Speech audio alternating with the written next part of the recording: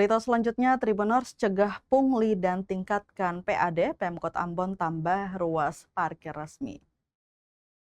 Jumlah area parkir kendaraan di Kota Ambon resmi mengalami penambahan. Ruas parkir yang sebelumnya berjumlah 27 kini bertambah menjadi 30 ruas parkir. Penambahan tersebut berdasarkan surat keputusan atau SK Wali Kota Ambon nomor 6737 tentang penetapan ruas parkir kendaraan di tepi jalan umum. SK tersebut mulai diberlakukan sejak 1 Februari 2026. Kepala Dinas Perhubungan Kota Ambon Yan Switela menjelaskan bahwa penambahan ruas parkir ini bertujuan untuk meningkatkan pendapatan asli daerah atau PAD sekaligus mencegah praktik pungutan liar atau pungli yang selama ini terjadi di sejumlah lokasi. Adapun ruas parkir baru yang ditetapkan antara lain di bawah jembatan penyeberangan orang atau JPO, di sisi Jalan Maluku City Mall atau MCM, serta di kawasan Poka, tepatnya dari depan pusat kuliner hingga pasar buah. Switela menambahkan surat pemberitahuan terkait penetapan ruas parkir tersebut telah disampaikan kepada Direktorat Lalu Lintas Polda Maluku, Kapolres, serta Kasat Lantas Polres.